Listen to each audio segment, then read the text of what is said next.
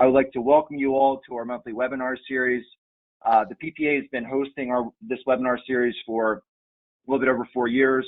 Our goal with this is to leverage our associate membership, our government agency partners, and other industry stakeholders to deliver timely presentations and content that are beneficial to our membership, that you can go back and utilize in your business, and spend 30 to 45 minutes once or twice a month with valuable content. So our goal with this is to do exactly that. And I think that the topic that we have today as it relates to pricing programs for this upcoming winter could not be more timely. So I really am looking forward to kicking this off here and passing this off to Phil and Danny. Before I do so, just a couple really light housekeeping items. All of our attendees today are going to be on mute throughout the webinar. With that being said, you can still ask questions via the question feature and go to webinar. And what we'll do once we get to the end of the presentation today, we will, if there's any that come in, we will moderate those questions. And if it's something that's really specific to your organization, you want to be connected with Phil and Danny after the fact, we'll absolutely do that as well. So please, any questions come up, we really encourage you to ask them. To have some interaction with the attendees is excellent. So please keep that in mind. We will also record this webinar and we'll put it, you will have availability to it after the fact. So if you want to share it with someone with your team, you can certainly do that. So at this point, I would like to introduce our presenters. We have Phil Baratz with Angus Energy and Danny Silverman with Angus Energy as well.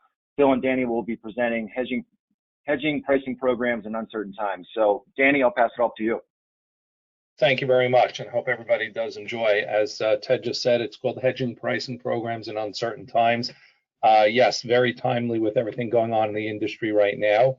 And keep in mind that what we'll be talking about is the hedging side of it, which Phil will take care of.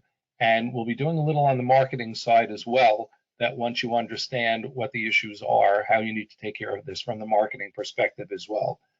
Just a couple of seconds about Angus Energy. I know a lot of people on here probably have been on webinars or have come to seminars of ours before. Founded in 1991 by Phil Baratz, Angus has guided businesses in the ever-evolving realm of the energy markets. Angus, through its various divisions, offers hedging and financial advisory services, trade execution, business intelligence and predictive analysis, remote tank monitoring, and delivery optimization model. So with all of those various pieces, we have had a lot of an advantage of understanding a lot of the data and analytics of our business, and we will be concentrating on the hedging piece of that today. So with the disclaimer, Phil, I'm going to have you get started. Great. Thank you very much, Danny. Thanks, Ted. Good morning, everybody. Let me go to the single most important thing. Here's our disclaimer, because you have to have a disclaimer. One thing to please note, we have no idea where prices are heading. That should not be why you're on this webinar. We are not here to suggest otherwise. We're trying to present information so you can make informed decisions as you go forward. So with that, let's move forward on this. All right, there we go. Okay, so the subtitle here, the big three, the Merck, the Harbor, and the Rack. These are historically correlated, like you are probably well aware, but something's wrong now. Something kind of fell off the rails over the last couple of months, and we want to dig into that a little bit, and we're going to try to accomplish a couple of things. We're going to try to see what happened. You're feeling the pain, we're feeling the pain, everybody's feeling the pain. We want to see what it is that happened over the last few months, what the impact of what happened is, possibly what you can do about it, and why that's really important. So let's just hop into it right now. The first thing that we're going to look at over here, this is a chart. This goes back to the beginning of this calendar year, beginning of 2022 through the end of June. And these are the Merck prices. So we started the year a little bit under $2.50 a gallon, moved up Merck to a little bit over $5 a gallon. That's just what happened over the last, over the last 6 months. Next to that, this next chart over here looks very similar, and it is similar except for parts of it. These are the prompt prices. This is the New York Harbor price for the same time period. It ranged from a little bit under $2.50. This one went up to about $5.50 per gallon. The difference between the two, obviously, is that the Harbor price, the chart on the right, is let's call it more correlated to your racks than the NYMEX is. but we'll delve more into that. And this is where, if we overlap the two of them, you'll see the correlation. At the beginning of the year, things tracked very, very nicely together, and we're going to go back further with that. But there were a couple of these big red areas where the harbor price was not only higher, but at times significantly higher than the Merck price. So we want to delve into that. We want to get a better understanding. There's a lot going on in the world. It's causing us angst. It's causing our clients angst. It's causing you angst. And it's impacting not only the direction of oil prices, but the speed of the changes. There's a lot of stuff that's going on very quickly. Here's just, it's a short laundry list. The biggest item here, obviously, is the Russia-Ukrainian thing. Forget where you might stand or what the causes were. It's a real thing. It's not going away. You have your usual list of suspects, Iran and Venezuela. There have been supply shortages, basis blowouts, etc. But the last two are the ones where we're going to spend time. The severe backwardation in the futures markets, where each successive month is less expensive or a lower price than the prompt, and suppliers being coy about diffs. And none of this is meant to knock suppliers. Suppliers have a tough job. Suppliers have to keep you supplied. They have to accept your credit. They want to make a couple cents a gallon. So they have it hard. And when I say they're being coy for good reasons. So this is sort of the layout of what's happened since the beginning of the year. So moving forward, this chart over here, which barely looks like a chart, but this goes back to 2015. And what you're seeing here is the spread, the differential between the New York Harbor, that prompt price that I showed you, between the New York Harbor and the NYMEX through the end of 2021. So this, a good time period. It's really boring. There's nothing exciting to report here. The spread was generally within a couple cents of zero. The price difference between the Harbor and the Merck was usually about no differential. You'll notice a little bit over here, and we'll drill into that. About 2 years ago, this section over here, and this section over here, about 2 years ago, if we all remember, beginning of the pandemic, we went to a discount. What happened was you had shutdowns, quarantines, fears running rampant, etc. Demand for fuels. It didn't matter if it was gasoline, propane, heating fuel, jet fuel, diesel fuel, everything, all the demand plummeted. So what happened when demand plummeted and production was still increasing is storage tanks fill up. When storage tanks fill up, they filled up so much that there was nowhere to put supply. Prompt prices dropped, and you can see here we went to a discount. So this is showing a lot of time it's around zero within a couple of cents, but here it went to a severe discount where you were able to buy supply at a discount to where the Merck contract was. As a matter of fact, at that point in time, and it's important to understand, it's at that point in time, if you had storage tanks, you were able to fill up those storage tanks and put on a storage hedge, as it was referred to, that made you a great rate of return, because you had every successive month going forward was a lot more expensive because the prompt price was so discounted, if that makes sense. So that's what happened in 2020 at the beginning of the pandemic. So years of nothing exciting going on, a little bit of dip over here where you run out of inventory, basically. You run out of room to put inventory. And then we're going to extend this out. And now we're going to look at what happened this year. We've taken the exact same chart, but we've extended it out through the middle of June of this year. And when you drill in a little bit more closely over here, what you see is something that really isn't that pretty, but that is the reality. This section over here, this is when, and this is the middle of May, we'll spend time on that. This is the middle of May when prices absolutely blew out, when Urax jumped to $1, $1.25, $1.50 per gallon, not a penny, $1.50 per gallon over the Merck. That's what happened in the month of May. Interestingly, May is not when Russia went into Ukraine. It happened beforehand. So something kind of crazy happened there, but this is something, borrowing from the popular word of the pandemic, this is totally unprecedented. Seeing something like this, but perhaps a wake-up call. So let's take a look at what happened, what actually happened during this time period, and maybe what caused it, etc. So going back a little bit, this is the month of February. We're going to go through a couple of months here pretty quickly. In the month of February, this basis blowout. So we're looking to try to understand the cause, the acorn, where it came from. So this is the month of February. This is the spread. This is that same spread, the basis, the harbor versus the Merck. In the month of February, it was up to as high as 7 cents over, probably a little bit higher for a couple of days, but basically it began the month at a couple cents over it and ended the month right around zero.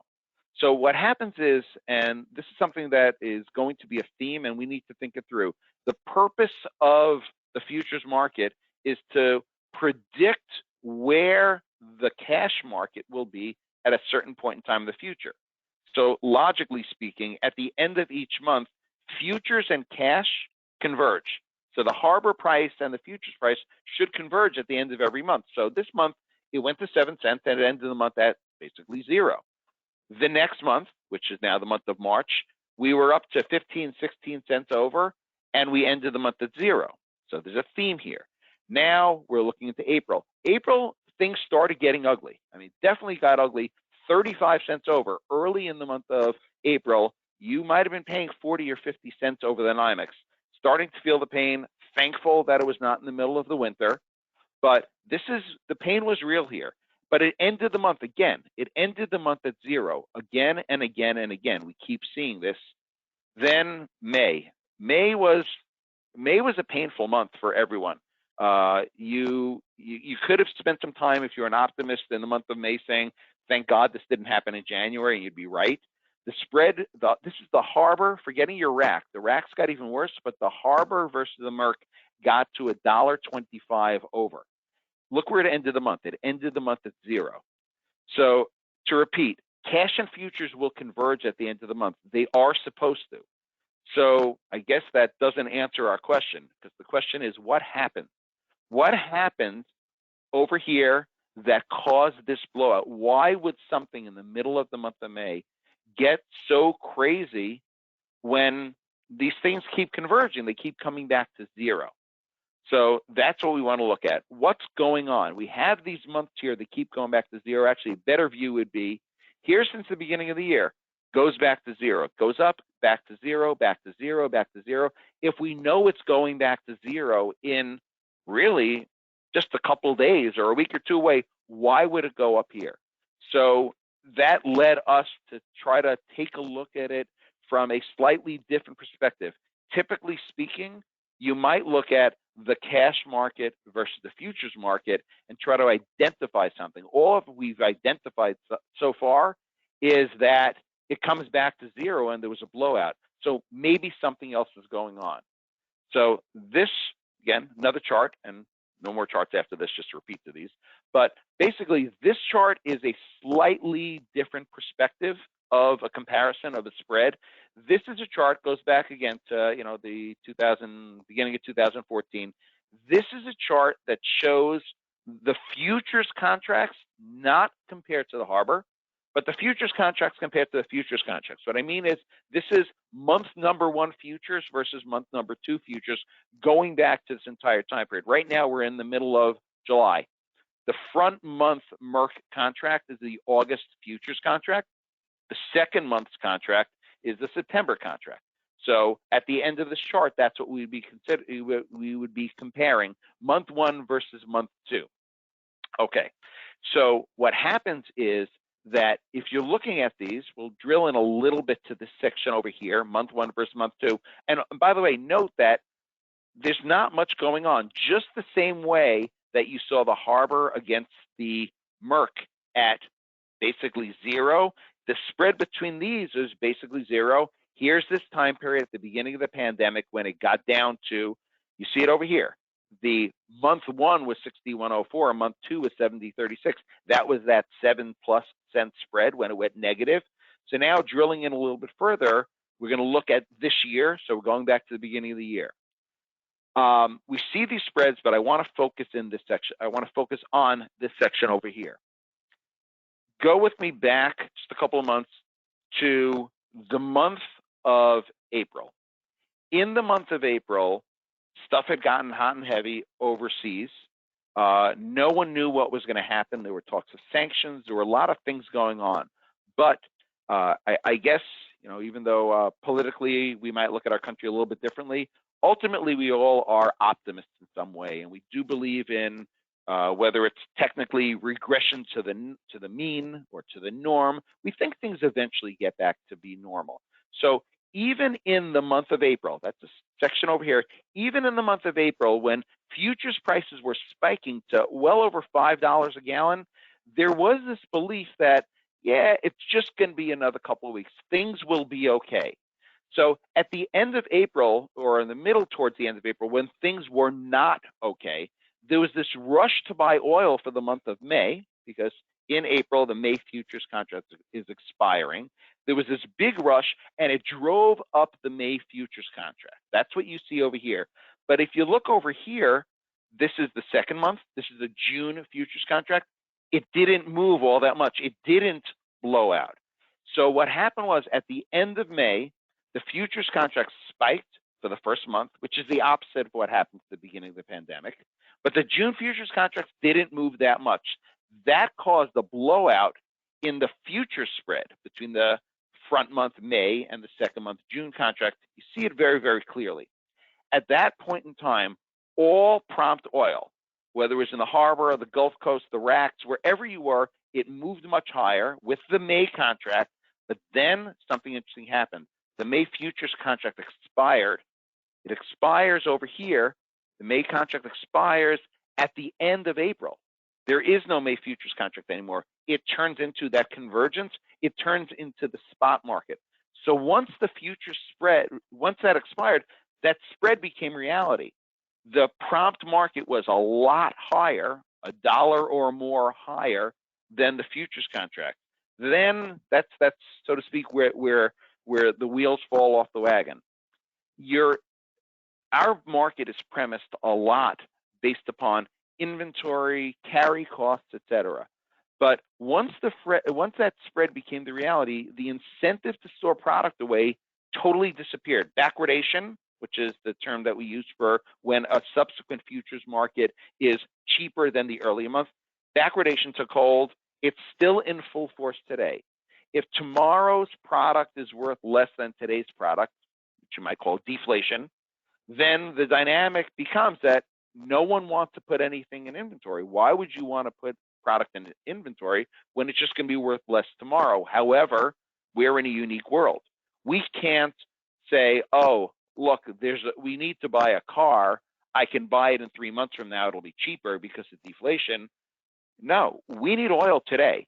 So if there's no storage tanks full of oil, then you end paying up on the front end. Basically, it's a bit of a self-fulfilling prophecy. It's made itself ugly and uglier, and that backwardation is still in place.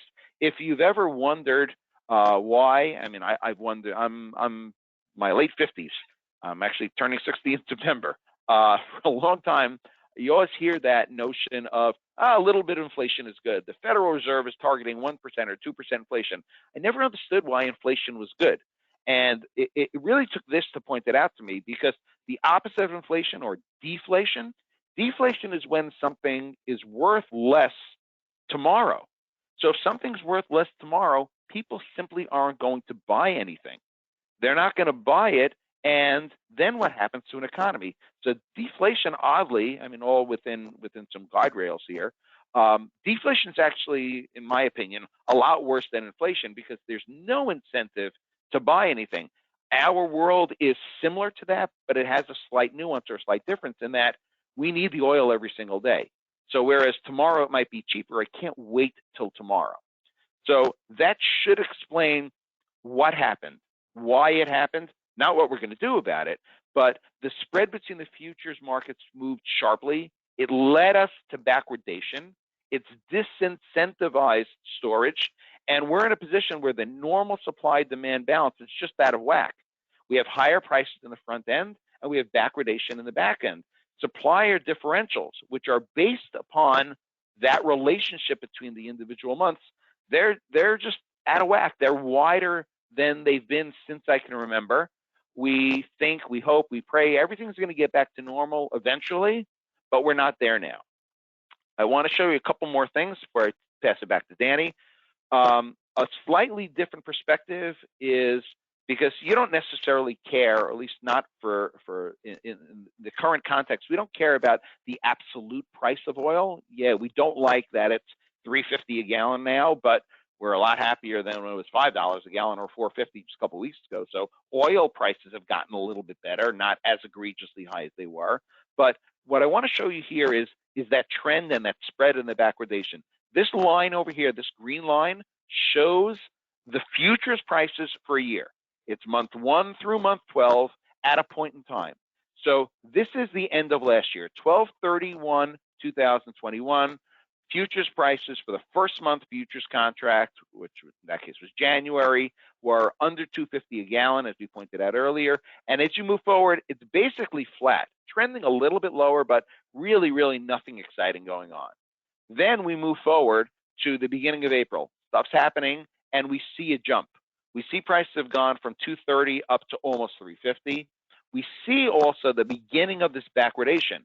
Yes, the 12th month jumped up a bunch also, but it didn't jump up nearly as much. Moving forward, now we're into May, even higher, but this back stuff isn't moving all that much. Short-term pressure, back end, nothing exciting going on. And then we take it to the, into the beginning of June, and basically it gets worse. So if you would look at this and you would say, oh, we didn't really move all that much, but you'd compare it to this, we moved a lot. That's just more proof and more showing of the backwardation. This is leading up to and through Russia's invasion of Ukraine. They jumped up so much. So that's one perspective, but this is the one that really stands out to me. This chart over here, again, it's months 1 through 12. This is just a 10-day period in the month of May. This is just really for reference to show you how important basis and these swings have become and how volatile they are and how much they actually swing. So in this week, bear in mind, this is well after Russia went into Ukraine. This wasn't, wait a second, something came out of nowhere. We were unprepared.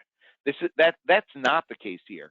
In this 10-day period, the first 3 months of futures contracts jumped by, you can see over here, 40 cents a gallon. The last 3 months, which would be, I guess, next spring into next summer, jumped by 15 cents a gallon. Remember when 15 cents was a big deal? Well, hopefully someday it will be again.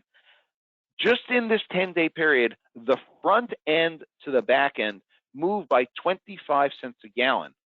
That's why if you're looking at volatile prices, it's not only the volatile MERC, it's volatile basis, it's volatile diffs. The diffs are high and they are volatile. So now that I've given you the bad news, what do you want to do about it, or what can you do about it? Differentials are very far from where they used to be.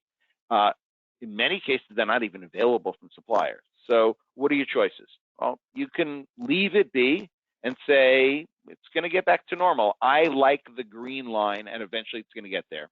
Okay. You can build in some extra margin for this new reality, which is an absolute must. You must be charging enough money so you can stay in business and be profitable. That's the industry that you're in.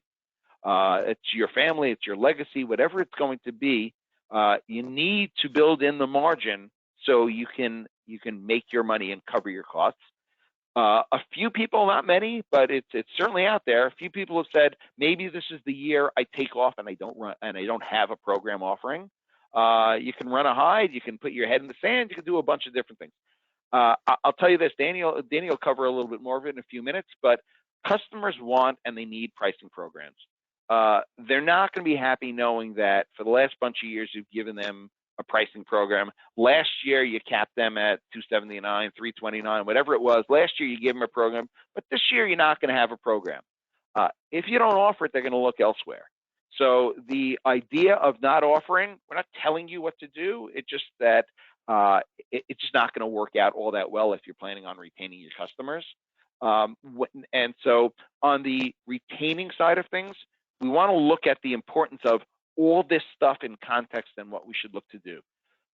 When you're offering a cap, and I guess if you're going to have one thing to give some definite thought to, is that fixed price offerings are really scary for this coming winter.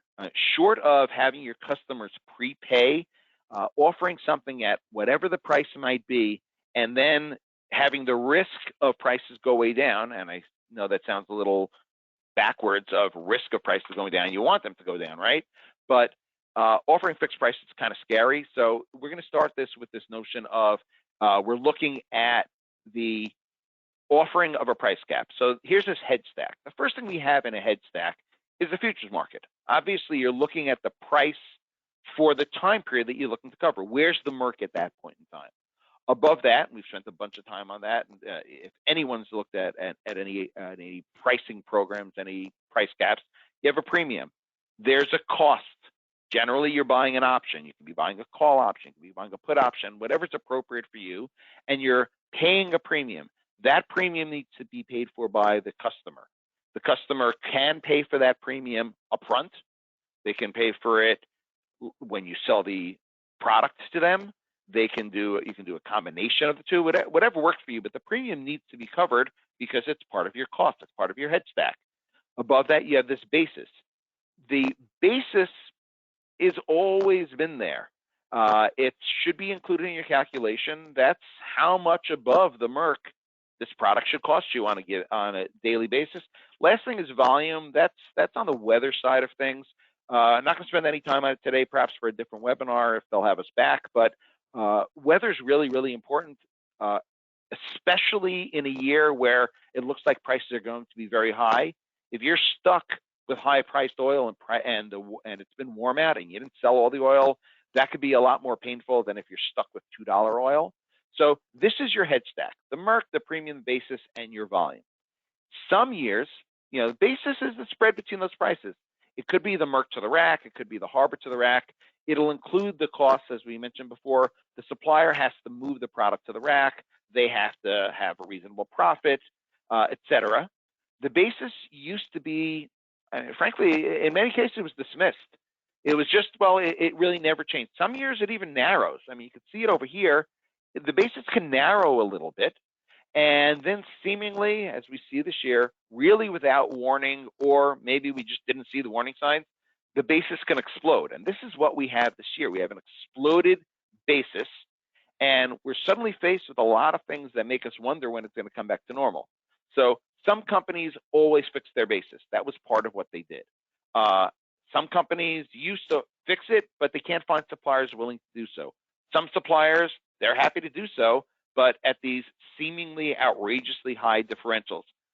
Many companies never fix their differential, and actually, as you can see here, when it narrows, they're better off without it. Some never thought about it, never had the opportunity, but it's here and it's real. So whether you had thought about it in the past or you hadn't, it is real. It needs to be considered. If your supplier is going to offer you a reasonable differential, and reasonable is subject to a lot of different interpretations, but if you can get a reasonable differential, you need to consider it. The days of worrying about a couple cents, in our history, we've had these conversations where my suppliers offer me something at 10 cents over. I know I usually pay 8.5 cents over. I'm not giving the supplier the extra penny and a half.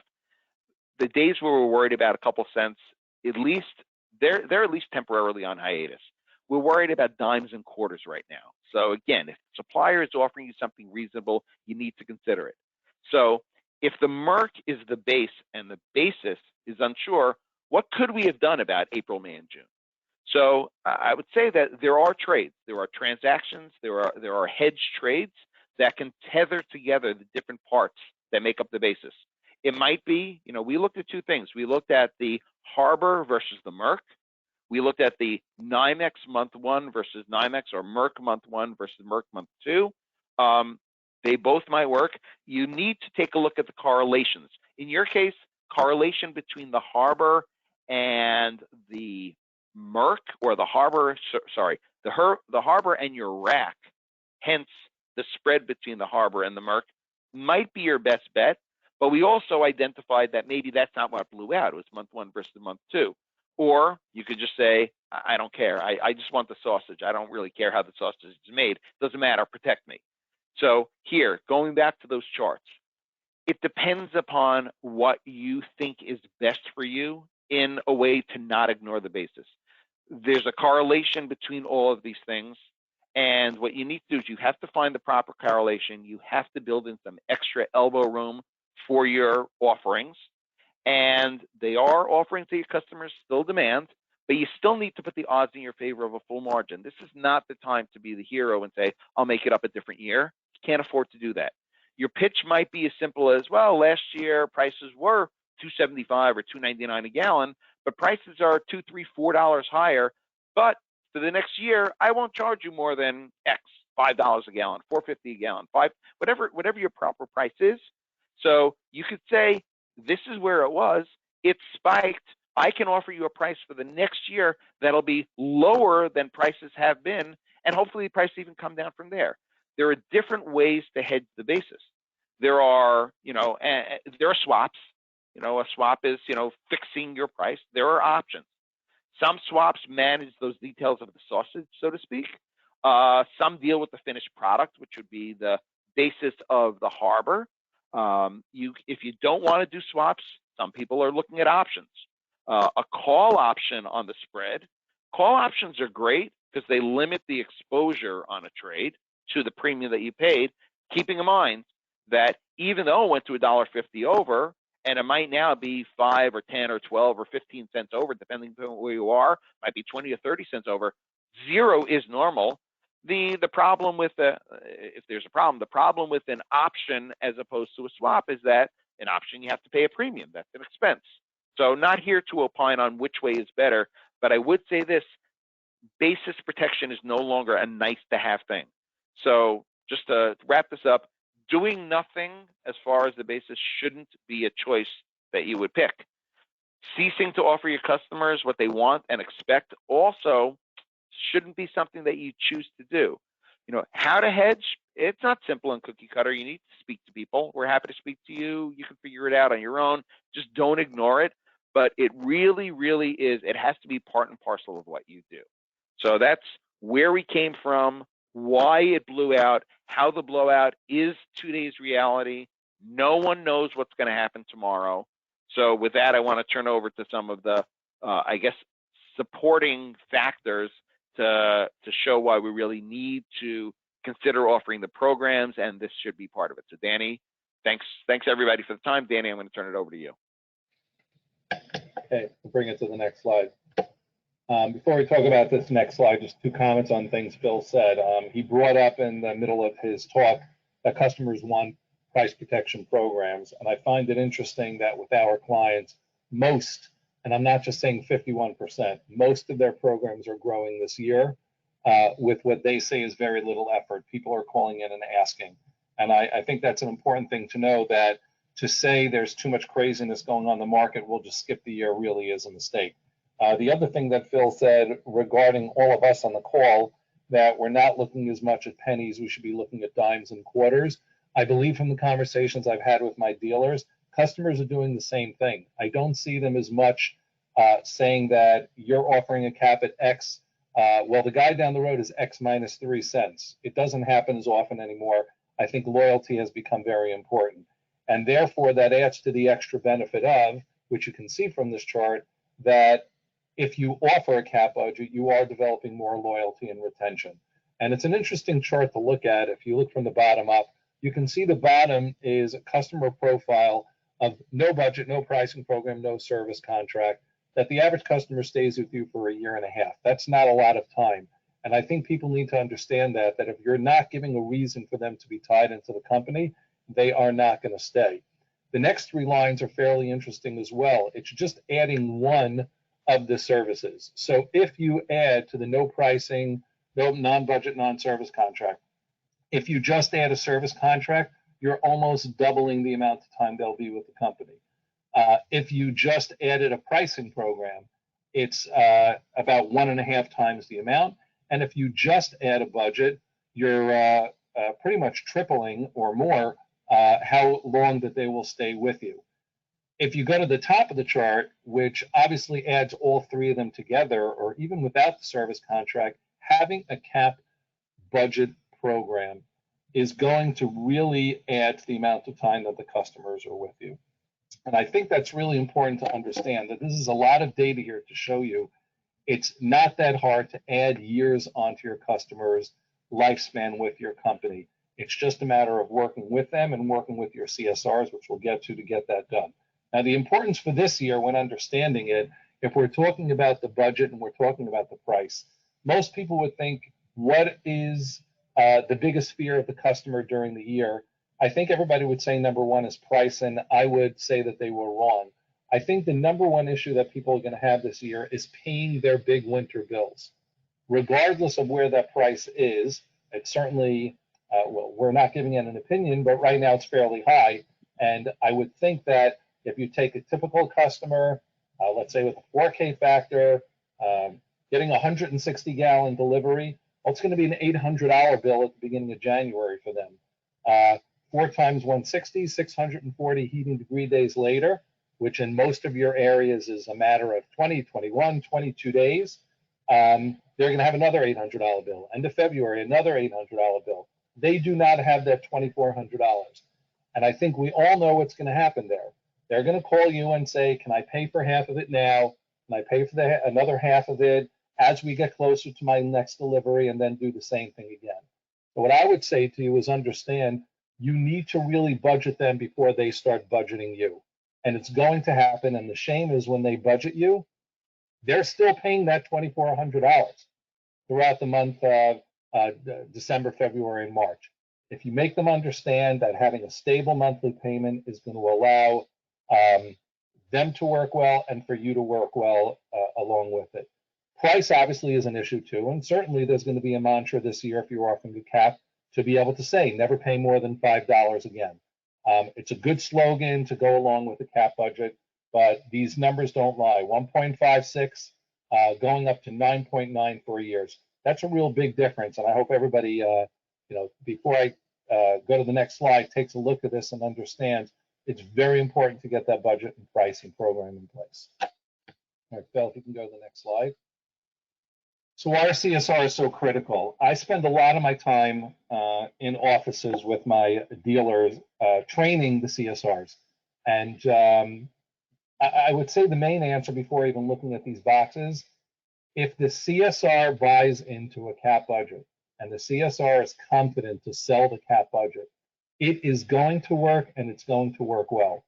If they are not confident, it is not going to work at all.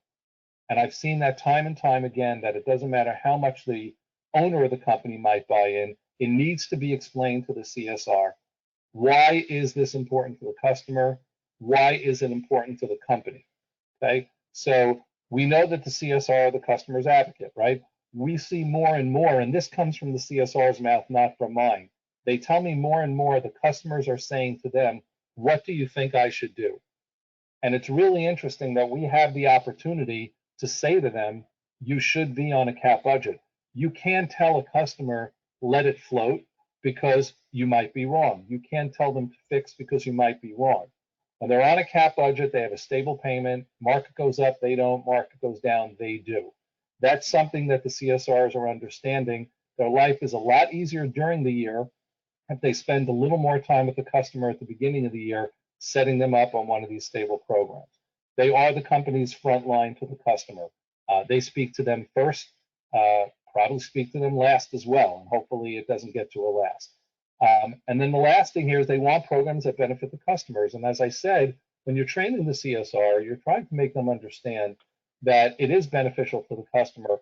But I'm a big advocate of saying to the customer as well, go on the cap budget, it's beneficial to you, but understand it's really beneficial to the company as well. I think you sell the program a lot better if you let the customer know this is going to be good for our company as well. If you're on a cap budget, we can do larger deliveries. If we do larger deliveries, we do less deliveries. If we do less deliveries, we have less of an expense, and we can pass that along to you in future years. I think it's important for them to understand that it's a partnership, and that will absolutely help the CSR sell it better. Because when they understand it's not just a manipulative sales pitch to get someone in a program, just the opposite. It is a program that's going to be beneficial to the customer and the company together, which really does develop, as we saw in the previous slide, loyalty and retention. We can go to the next slide. So what do we do? So the advice training, the CSRs really do need to be trained. Many of them know what we're talking about, but there's going to be different questions coming up each year. If you offer a cap on the market as $1.99, it's a lot different than if you offer a cap at $5.99.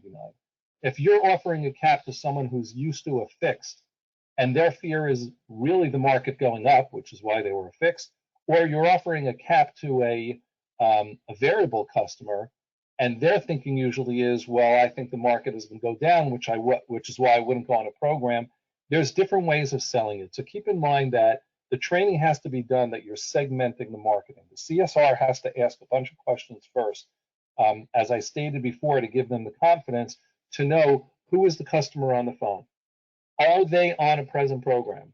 Are they not on a present program? Are they auto? Are they will call? For a separate time, and would love to give a lecture on that. A lot of will calls are starting to migrate towards auto, understanding that they're not doing themselves any favors getting a 100-gallon delivery in January and get another 100-gallon delivery 10 days later. They're still paying for 200 gallons. So there's a lot of things that we can go over with them. The middle box says, don't assume that they follow prices as closely as you do. I think everybody understands that the CSR understands, like the customer, prices have been going up, but they may not understand why. They may not be comfortable when the person says, what is going on with the pricing? The CSR may not be comfortable to give the most accurate answer. The most accurate answer to that question is, I really don't know. I don't think anybody wants to get into a conversation in detail with a customer about economics, Russia, Ukraine, et cetera, et cetera. The idea is it's a volatile market. What we're trying to do is protect you. And obviously incentivizing them can't hurt. I think that you are developing stability, you're developing loyalty and retention, and you're probably, again, for another conversation, developing probably even a better margin. And with that said, therefore, you should be incentivizing the CSR as well, because if you're saying to them to sell that this is good for the customer and it's good for the company, they need to understand that the company is willing to incentivize in order to get that done. So putting all of these things together, I think you can see it's extremely beneficial to offer the program. It's even more beneficial when the CSR is buying in and doing what you're looking for them to do. And Phil, I'm going to give it back to you for the closing. Okay, so thank you, Danny. That was very helpful. Appreciate it. Okay, so just, to quick recap here, as Danny had, kind of ended with over there, the customers expect pricing programs. They're going to stay with you if you offer them. Doesn't mean they're all running for the hills if you don't, but there is messaging, and people do have the ability to shop around. It used to be you had to do something wrong to lose a customer. Now you have to do things right to keep a customer. So bear that in mind. As far as I'll go to Danny's other point over here. They need to be trained. They're your best asset that you actually have, and it's okay to have them be the customer advocate, and for them to feel that they're a customer advocate, they'll feel that they're doing the right thing. On the earlier parts of the presentation, basis can be hedged. There's no such thing as a perfect hedge, but you're looking for it to mitigate your risks. So you need to consider it. You need to look at it. There's a lot of different ways to do it. Happy to speak to you about it. It could be with a trade. It could be directly with your supplier. But just know the pieces of the pie. And this hedge stack. The basis is, again, I spent most of my time on it, but the basis is something that you wouldn't have heard or thought about all that much. Hopefully in the future, it won't be that big of a deal. However, again, my opinion here is that basis is never going away, because no one saw what was going to happen and the pain that it caused to our clients and to our clients' customers. It was unanticipated, but it's now part of the world. Where the spreads will be, we will see, but that's pretty much where we are. So again, thank you. Let me just go to, I don't know if there are any specific questions, but that's what we have. Feel free to contact us. You can contact me. Anything related to the marketing side of things, please contact Danny. Anything related to hedging, you can reach out to me. You can reach out to Mark Bloom. Mark deals day-to-day basis with all of these items. A lot of stuff on the basis side, a lot of stuff. We're here to help you. The better you do, the better we're going to do. So that's all I got. I guess I'll turn it back to Ted now. Excellent. Phil, Danny, thank you very much for the insight. Very well done. I want to just share a quick reminder. I know we had a handful of people that joined after we kicked off the webinar this morning, but if you do have any questions that you would like me to ask to Phil or Danny, please type them into the question feature and go to webinar. If you want to connect with Phil or Danny directly, obviously there's more information on the screen, or if you want to reach out to me for additional contact info, please do so. I want to give a couple seconds here to see if any questions come in. I also want to give a plug. We do have a follow-up webinar next week with Angus Energy and Angus Finance called Tackling the Cash Crunch, which is pretty self-explanatory, but again, that is at 9 a.m. Again, another very timely topic that we hope you find value in. So I know there's a portion of individuals that are on the webinar today that are also signed up for that. If you are not signed up for it and you're interested, please check that out on our website. And we hope to see you next week. So we did have a question come in. All right. Basis was blown out. What are the premiums tied to? I'm reading that verbatim, Bill. Okay. The premium, the premium is a premium is just the fee that you're paying for. In the case of a call option, you're paying a premium for what they say is the right but not the obligation. So if there is a spread of X, so basically what you have is you have a strike price, just like you would have with a call option with heating oil. You're paying a premium, and that premium would give you a cap against either, in the two examples that I gave, it would either give you a cap that if the spread between month 1 and month 2 of the NYMEX is greater than X, you would settle, you would get cash at that point in time in the future.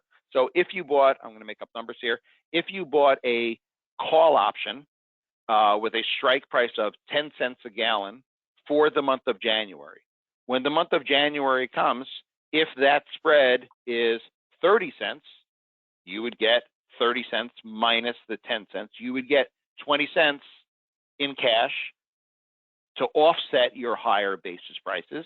Now let's go the other way. If it goes back to 3 cents under, then clearly your option is quote unquote out of the money.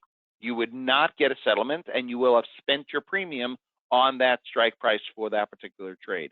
There are, as I mentioned before, the two trades that we're advocating for consideration, not necessarily recommending, that's only done on an individual basis, but would be month 1 versus month 2 of heating oil futures, or New York Harbor versus the NYMEX. But it's a premium paid for a call option. If it's higher than the strike price, you get paid. If it's at the strike price or lower, you do not get paid. And the exposure that you have is the check that you're writing out to buy that premium. Thank you. Okay, we have not had anything else come in. So Phil or Danny, any closing comments before we wrap up? Danny, you got something? I'm good. Just thank you all for joining. I hope you take everything we said seriously. And as Ted said, we are available if you need any questions, both on the hedging and marketing side. Excellent. Well, again, Phil, Danny, appreciate the expertise. To everyone that joined us this morning, thank you for your time. And I hope everyone has a great rest of the day. Take care. Thanks, everybody. Thanks, Ted.